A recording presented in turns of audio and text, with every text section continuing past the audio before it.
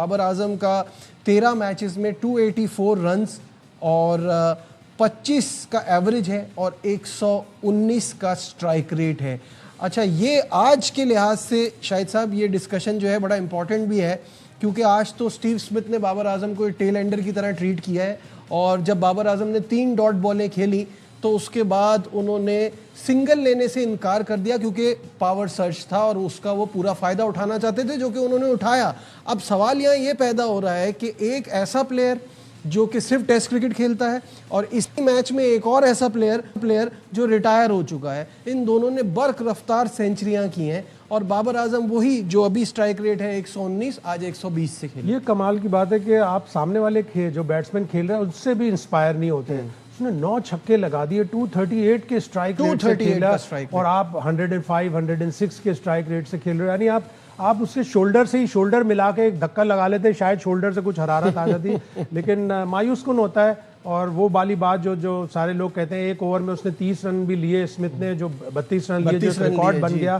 تو وہی جو بابر اعظم کے لیے شین واٹسن نے کہی تھی کہ ان کے پاس کوئی ٹاپ گیئر نہیں ہے، وہ ایک 20-25 کا اوور نہیں کھیل سکتے. تو آج اسمتھ نے پھر انہیں بتا دیا کہ میں نے پاور سرج لینا ہے، پاور سرج لیا اور اس نے اپنی ٹیم کو جتوا دیا. And we have to be practical. This is the way they play. اگر وہ رضوان کو باہر بلا رہے ہیں یا وہ آپ سے ایکسپیکٹ کر رہے ہیں کہ آپ تیز کھیلیں، وہ آپ کے لیے اپنا مائنڈ سیٹ نہیں چینج کر سکتے.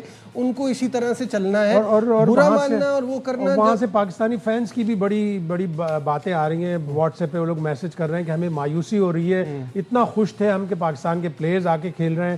ان پلیئروں میں حارث رؤف نے ہی سب سے اچھا پرفارم کیا، شاداب نے کچھ تھوڑا بہت پرفارم کیا، حسان اچھا پرفارم کر رہا ہے. لیکن جن سے سب سے زیادہ امید تھی، جن کی سب سے زیادہ فین فالوئنگ تھی، بابر اعظم، اس کے بعد رضوان، انہوں نے کوئی اتنا مطلب خوش نہیں کیا. آپ کو بھی تھی امید؟ کیونکہ یہ ٹف لیگ ہے. دس از دا وے دے پلے. ان سے گیئر نہیں چینج ہوتا. وہ میڈیوکر ٹیموں کے خلاف 120 کے اسٹرائک ریٹ سے چل رہے ہوتے ہیں. تو اتنی بڑی ان دا سینس کہ مشکل لیگ میں جا کے رن کرنا. دیکھیں آپ، بابر اعظم کا آسٹریلیا میں ریکارڈ بھی اتنا اچھا نہیں ہے. 2016 میں وہ گئے، فیل ہوئے، ظاہر آغاز تھا ان کا. 2019 میں انہوں نے ایک سینچری کی ایڈیلیڈ میں، ایک 90 کچھ تھا برسبن میں. لیکن اگر آپ ان کا ٹیسٹ ریکارڈ دیکھیں، 2023 میں انہوں نے بڑی بری طرح مایوس کیا پاکستان ٹیم کو بھی اور فینس کو بھی. ٹوٹل ان کا ٹیسٹ میں ایوریج آسٹریلیا میں 23 ہے. او ڈی آئیز میں پھر بھی ان کا بہتر ہے کہ 60 کا ایوریج ہے، لیکن وہ او ڈی آئی اتنے زیادہ کھیلے نہیں، T20 بھی اتنے زیادہ نہیں کھیلے. تو جب وہ جا رہے تھے تو امید یہ تھی کہ ایک پلیئر اپنے آپ کو چینج کرتا ہے، اپنے آپ کو مولڈ کرتا ہے.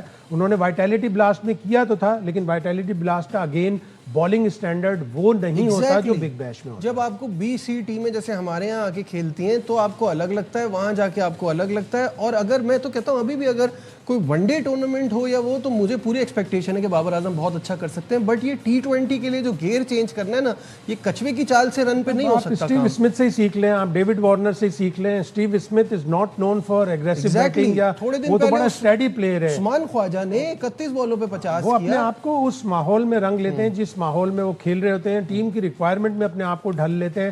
اگر یہاں پہ باوجود اس کے کہ اسمتھ کی بیٹنگ سے بھی آج سڈنی سکسر نہ جیت پاتا تو blame with squarely come on Babar. Exactly. اور رضوان نے بھی ایک اپنا اسٹیٹمنٹ دے دیا ہے کہ وہ ان کے واپس آنے کی بات ہو رہی تھی کہ ان کو بلا لیا تو شاید وہ ناراض ہو کے واپس آ جائیں. انہوں نے کہا نہیں ایسا کچھ، کیونکہ کپتان بھی جو ہے وہ جیسے ہمارے مذہب میں امیر کو فالو کرنا ہوتا ہے، ایسے کپتان کو فالو کرنا ہوتا ہے. تو انہوں نے بھی اپنا یہ اسٹیٹمنٹ دے دیا ہے کہ وہ کنٹینیو کریں گے. یہ جو ان کے لیے جو باتیں کر رہے ہیں نا لوگ کہ بڑا انسلٹ ہو گئی، یہ ہو گئی، ان کے لیے یہ جواب ہے. خیر.